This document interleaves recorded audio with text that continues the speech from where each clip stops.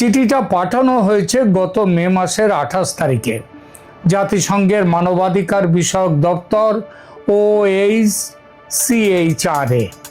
পাঠিয়েছেন লন্ডনের খ্যাতনামা solicitor firm Doughty Street Chambers. আর চিঠির কেন্দ্রবিন্দুতে রয়েছেন কে? শেখ হাসিনা। প্রথম প্রশ্ন হলো, এটা কি শুধুই একটা আনুষ্ঠানিক আপত্তিপত্র, নাকি এর পেছনে আছে আরো বড় কিছু? এই চিঠি কি আসলে আন্তর্জাতিক আইনি লড়াইয়ের প্রথম ধাপ? এই চিঠির কি জবাব দিয়েছে জাতিসংঘের মানবাধিকার কমিশন? দিয়ে থাকলে কি জবাব দিয়েছে? আর সবচেয়ে গুরুত্বপূর্ণ প্রশ্ন, বাংলাদেশ সরকারের জন্য এর অর্থটা কি, এর মানে কি, এর উপরে কি প্রভাব? আজকের প্রতিবেদনে আমরা ঠিক সেটাই বুঝে নেব। প্রথমে একটু পুরনো কথায় আসি, চিঠিটা আসলে কি? সহজভাবে বলি, ডাউটি স্ট্রিটের চিঠিটা কোনো সাধারণ চিঠি ছিল না। এর আগে আমি আমার যে প্রতিবেদন করেছি এই বিষয়ে, সেখানে স্পষ্ট বলেছি এটা ছিল এক ধরনের আনুষ্ঠানিক আইনি আপত্তি, যার লক্ষ্য ছিল জাতিসংঘের মানবাধিকার দপ্তরের একটি রিপোর্টের নির্ভরযোগ্যতাকে চ্যালেঞ্জ করা। রিপোর্টটি কি ছিল আপনারা জানেন? গত 24 জুলাই অভ্যুত্থানে নিহতের সংখ্যা। জাতিসংঘের এই রিপোর্টে বলা হয়েছিল বাংলাদেশের জুলাই আগস্ট আন্দোলনের সময় প্রায় 1400 জন নিহত হয়েছেন। ডাউটি স্ট্রিটের দাবি, এই সংখ্যা অতিরঞ্জিত, অসঙ্গত এবং বাস্তব তথ্যের সঙ্গে মেলে না। কারণ অন্তর্বর্তী সরকার তাদের নিজস্ব অফিসিয়াল গেজেট যেটা বেরিয়েছে জানুয়ারি 2025-এ, সেখানে মৃত্যুর সংখ্যা 834 বলে উল্লেখ করেছে। অর্থাৎ জাতিসংঘের 1400-র প্রায় অর্ধেক। আবার ছাত্র নেতৃত্বাধীন বৈষম্য বিরোধী আন্দোলনের নিজস্ব হিসাবেও সংখ্যাটি 650-এর আশেপাশে বলা হয়েছে। অর্থাৎ ফারাকটা বিশাল, সামান্য নয়।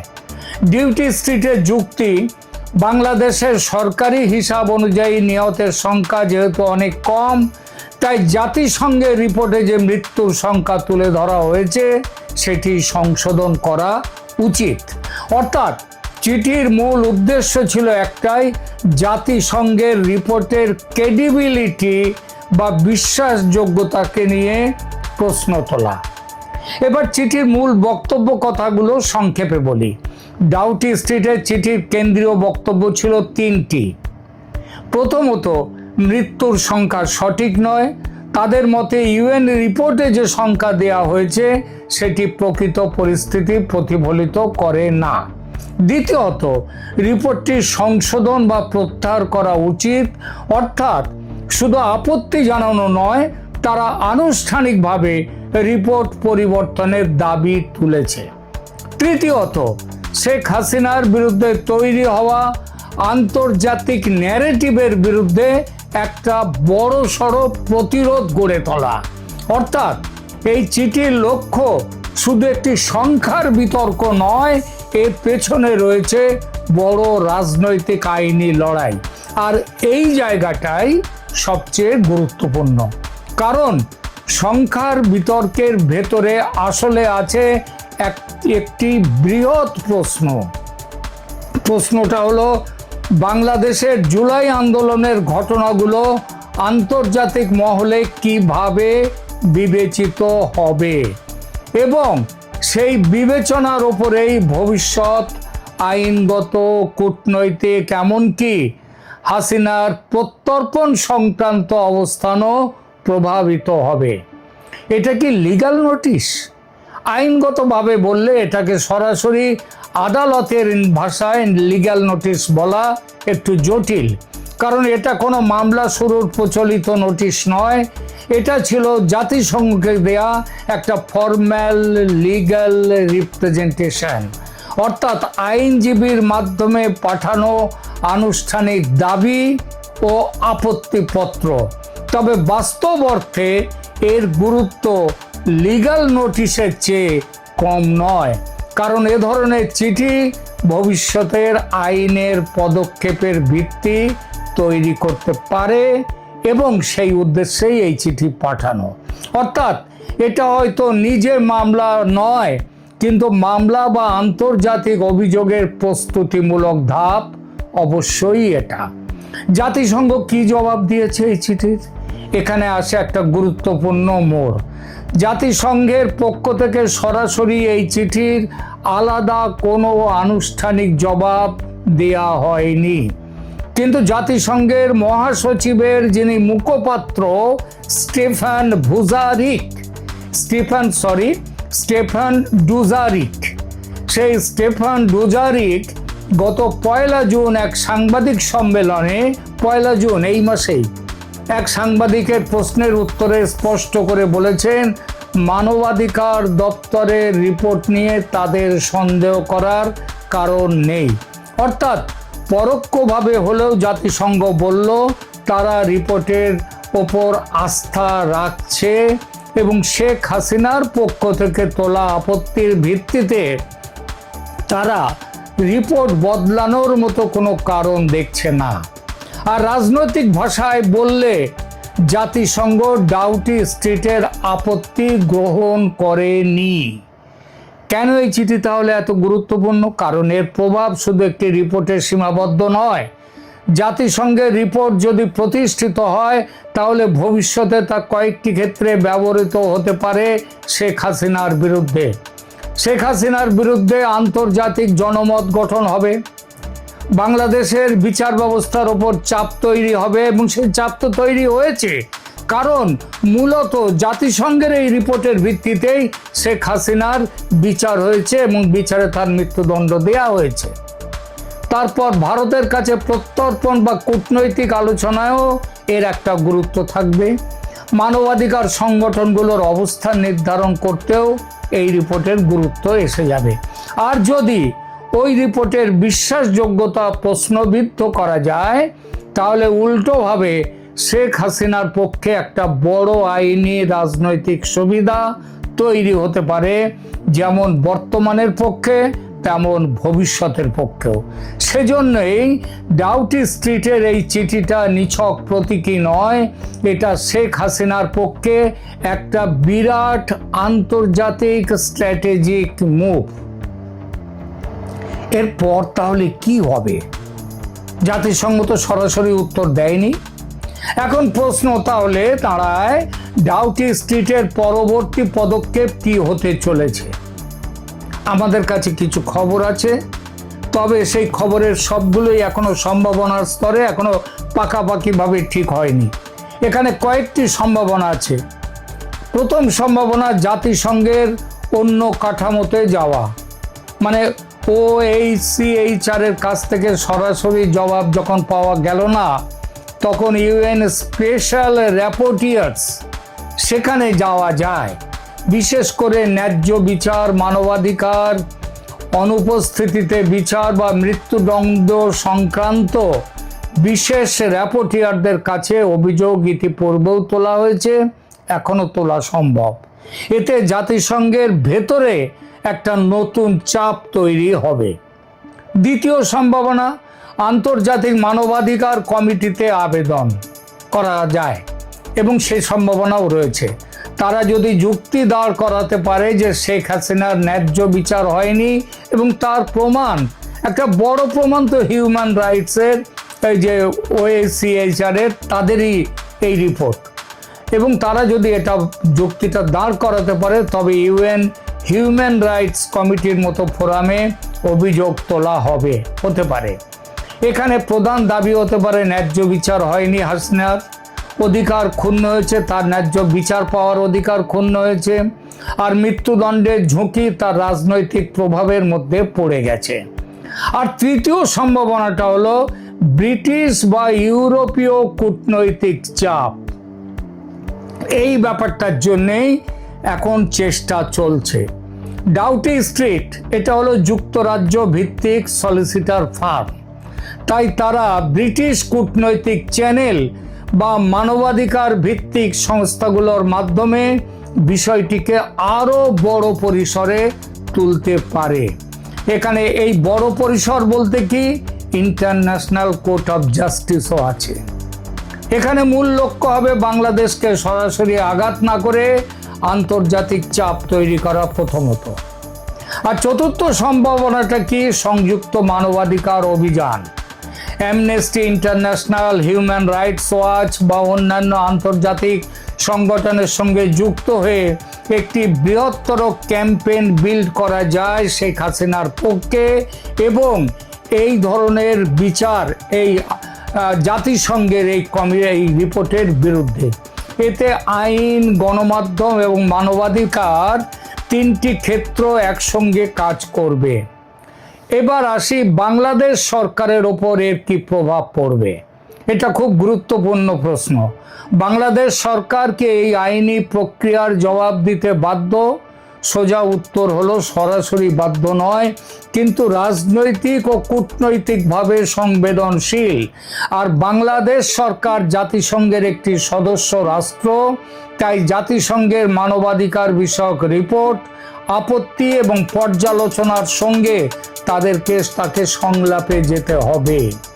কিন্তু একই সঙ্গে সরকার চাইবে না যে বাইরের কোনো আইনি চ্যালেঞ্জ তার ঘরোয়া বিচার প্রক্রিয়াকে দুর্বল করে দিক। কিন্তু এটার ক্ষেত্রে আবার মনে রাখতে হবে তাদের ঘরোয়া বিচার প্রক্রিয়াটা কিন্তু বাইরের আইনি ব্যাপার ওই জাতিসংঘের রিপোর্টের, মানবাধিকার কমিশনের রিপোর্টের ভিত্তিতেই তৈরি হয়েছে। মানে অলরেডি এর বিচার প্রক্রিয়া বাইরের থেকে দুর্বল হয়ে গেছে বাইরের চাপে। সুতরাং তাহলেও সরকারের অবস্থান হবে নিজের অবস্থানটা ব্যাখ্যা করা, তাদের নিজস্ব তথ্য উপস্থাপন করা। সেখানে তো আবার 1400 নয়, সেখানে 800-র মতো আছে, আবার 650ও আছে। তার মানে জাতিসংঘের রিপোর্টের বিপরীতে তাদের পাল্টা ব্যাখ্যা সেটা দিতে হবে বাংলাদেশ সরকারকে এবং আন্তর্জাতিক মহলকে বোঝাতে হবে যে ঘটনাটা অভ্যন্তরীণ বিচারিক বিষয় হলেও জাতিসংঘের রিপোর্টের ওপর ভিত্তি করে এটা দাঁড়িয়ে আছে। এবং সেটা বলা মানেই তার মানে অলরেডি আন্তর্জাতিক চাপের কাছে মাথা নুইয়ে রেখেছে বাংলাদেশ। সুতরাং এখানে বাংলাদেশের জন্য একটা কূটনৈতিক ভারসাম্যের প্রশ্ন আসবে। একদিকে আন্তর্জাতিক মানবাধিকার কাঠামোকে অগ্রাহ্য করা যাবে না, অন্যদিকে রাষ্ট্রের সার্বভৌম মানে তথাকথিত সার্বভৌম বিচার ব্যবস্থাকেও দুর্বল করা যাবে না। আবার জাতিসংঘের নিয়তের সংখ্যা বিষয়ক তথ্যের বিপরীতে তাদের নিজস্ব তথ্য আছে যেটা জাতিসংঘের সংখ্যার প্রায় অর্ধেক। তাহলে কোনটাকে সত্যি বলবে বাংলাদেশ সরকার? একেই বলে catch-22 সিচুয়েশন। বাংলাদেশের সামনে রাজনৈতিক ঝুঁকি কি আছে? এই পুরো পরিস্থিতিতে বাংলাদেশের জন্য 3 ধরনের ঝুঁকি আছে। প্রথমত আন্তর্জাতিক ইমেজ। জাতিসংঘ যদি কোনো অভিযোগকে গুরুত্ব দেয় তাহলে বাংলাদেশের মানবাধিকার ছবি ক্ষতিগ্রস্ত হতে পারে। আর দ্বিতীয়ত প্রত্যর্পণ নিয়ে যে রাজনীতি এখন বাংলাদেশ করছে সেই রাজনীতি থেকে তাকে পিছিয়ে আসতে হবে। শেখ হাসিনাকে ঘিরে ভারত, বাংলাদেশ এবং পশ্চিমা বিশ্বের মধ্যে কূটনৈতিক টানাপোড়েন আরো বেড়ে যেতে পারে। শেখ হাসিনার প্রত্যর্পণ নিয়ে চাপ দিয়ে, যদিও ভারতের কাছে চাপ দিয়ে কোনো লাভ হবে না, ভারত শেখ হাসিনাকে ফেরত দেবে না। শেখ হাসিনা যেদিন নিজে ফিরে আসতে চাইবেন সেদিনই তিনি আসবেন এবং সেদিনটি খুব দূরে নয়, 6 মাসের মধ্যে। তৃতীয়ত বিচার ব্যবস্থার বৈধতা নিয়ে বাংলাদেশে বিতর্ক উঠবে। আন্তর্জাতিক ফোরামে বারবার প্রশ্ন তোলা ইতিমধ্যে শুরু হয়ে গেছে যে বাংলাদেশের ট্রাইব্যুনালে শেখ হাসিনার যে বিচার ও মৃত্যুদণ্ড দেয়া হয়েছে সেটা আইনি প্রক্রিয়া মেনে এবং সেটা মানে প্রশ্নাতীতভাবে করা হয়নি, সেগুলো প্রশ্নবিদ্ধ। তাহলে সাম্প্রতিকতম অবস্থানটা কি হবে? সর্বশেষ অবস্থান হলো ডাউটি স্ট্রিটের চিঠির পর জাতিসংঘ আনুষ্ঠানিকভাবে তাদের রিপোর্ট প্রত্যাহার বা সংশোধন করেনি জাতিসংঘের বক্তব্যে স্পষ্ট, তারা রিপোর্ট প্রত্যাহার করবে না। অন্যদিকে ডাউটি স্ট্রিট এখনো পর্যন্ত প্রকাশ্যে কোনো নতুন বড় পদক্ষেপ নেয়নি, মানে এখন পরিস্থিতি এক ধরনের ওয়েটিং ফেজে আছে। তবে এই নীরবতার ভেতরেই আসলে পরবর্তী ধাপের প্রস্তুতি রয়েছে বলে খবর আসছে। ডাউটি স্ট্রিট বড় আইনি লড়াইয়ের জন্য আইসিজে বা ইন্টারন্যাশনাল কোর্ট অফ জাস্টিসে মামলা দায়ের করছে খুব শীঘ্রই। আর এই মামলায় তাদের সঙ্গে স্বয়ং যুক্তরাজ্য বা ব্রিটেনের থাকার কথা খুব গুরুত্বের সঙ্গে আলোচনা চলছে, এবং এই আলোচনা চলছে বলেই এখনো অবধি কোন পথে যাবে ডাউটি স্ট্রিটের সলিসিটার ফার্ম শেখ হাসিনার পক্ষে সেটা এখনো স্থির হয়নি। যে মুহূর্তে যুক্তরাজ্য একটা ডিসিশন নিয়ে নেবে সেই মুহূর্তেই এটা ঠিক হয়ে যাবে। কেন এটা শুধু একটা চিঠি নয়, শেষ পর্যন্ত উপসংহারে এসে বলি, এটা তাই শুধু একটা চিঠি নয়, এটা হলো একটা বৃহত্তর আন্তর্জাতিক লড়াইয়ের সূচনার ইঙ্গিত। একদিকে আছে জাতিসংঘের মন গড়া রিপোর্ট, অন্যদিকে আছে শেখ হাসিনার পক্ষের আইনজীবী দল, আর মাঝখানে আছে বাংলাদেশ রাষ্ট্রের বিচারিক ও কূটনৈতিক ভঙ্গুর অবস্থান। এই লড়াই একদিন আদালতে যাবে কূটনৈতিক টেবিলে এবং আন্তর্জাতিক মানবাধিকার ফোরামে। সেদিন শেখ হাসিনার পতনের পেছনে আন্তর্জাতিক যে ষড়যন্ত্র, যার সঙ্গে স্বয়ং জাতিসংঘের যুক্ত থাকার কথা উঠেছে, সেটাও প্রমাণিত হবে। ভলকার তুর্ক কেন সেনাপ্রধান ওয়াকারুজ্জামানকে ফোনে ভয় দেখিয়েছিলেন যে শান্তি মিশন থেকে বাংলাদেশের সেনা তুলে নিয়ে ফেরত পাঠানো হবে যদি শেখ হাসিনার পক্ষে নয়, যদি গণ আন্দোলন দমন করতে সামরিক বাহিনীর গুলি চালায় পথে নামে। এই তত্ত্ব, এটা কেন ফোন করে ভয়টা দেখিয়েছিলেন, সেই প্রমাণটাও তখন বেরিয়ে আসবে এবং প্রমাণ হবে যে আন্তর্জাতিক ষড়যন্ত্রের বলি হয়েছেন শেখ হাসিনা। এটা কোনো স্বতঃস্ফূর্ত গণ অভ্যুত্থান নয়। আর সেটা হলে শেখ হাসিনার দেশে প্রত্যাবর্তন হবে রাজকীয়। প্রধানমন্ত্রীত্বের আসনে